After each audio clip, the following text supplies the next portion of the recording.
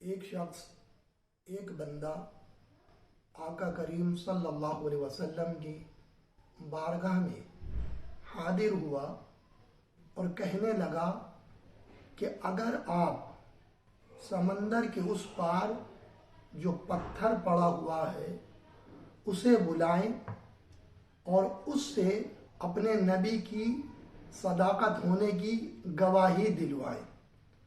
یہ اس شخص نے آقا کریم صلی اللہ علیہ وسلم کی بارگاہ میں عرض کی، اور ساتھ میں اس نے یہ شرطیں بھی رکھ دیں کہ پتھر جو سمندر کے اس پار پڑا ہوا ہے وہ سمندر پار کر کے بھی آئے، ایک تو یہ شرط، دوسری یہ کہ وہ آپ کے نبی ہونے کی گواہی بھی دے، اور تیسری شرط یہ ہے کہ جب وہ پتھر آئے تو اس پتھر پر پانی کا اثر نہ ہو۔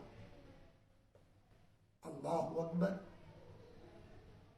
لوگ کیسی کیسی شرطیں، کیسی کیسی ڈیمانڈ رحمت للعالمین صلی اللہ علیہ وسلم سے کر رہے ہیں، اور قربان جاؤں میں اپنے آقا کریم صلی اللہ علیہ وسلم کے اخلاق کریمہ پر، آپ کے انداز پر، آپ کی گفتگو مبارک پر، کہ آپ کے ماتھے پر، آپ کی پیشانی پر شکن تک نہیں آتی، اور آپ اس انسان کے عریضے کو، اس کی شرطوں کو قبول کر لیتے ہیں کہ اگر ایسا ہے تو میں ابھی پتھر کو بلاتا ہوں۔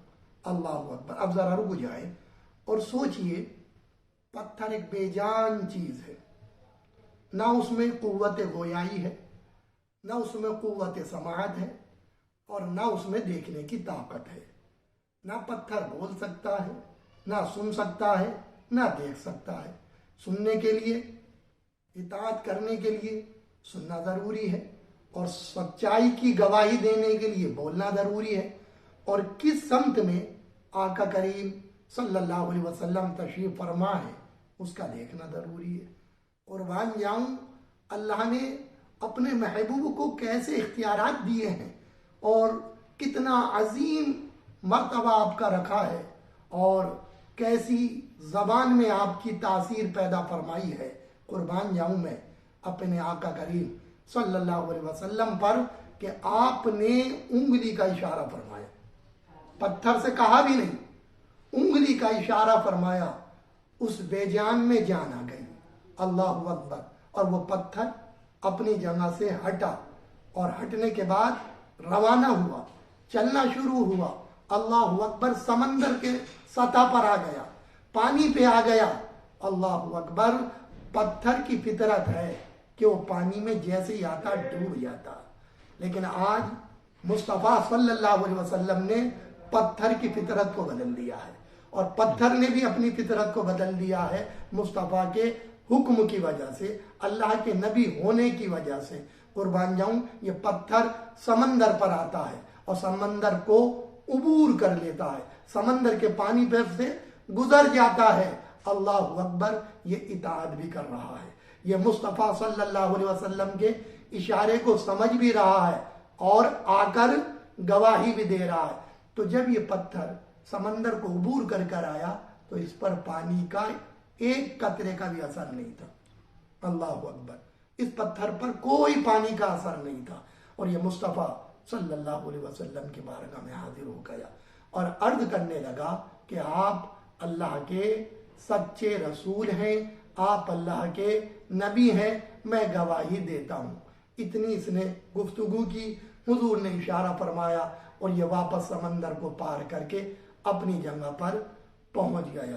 اللہ اکبر!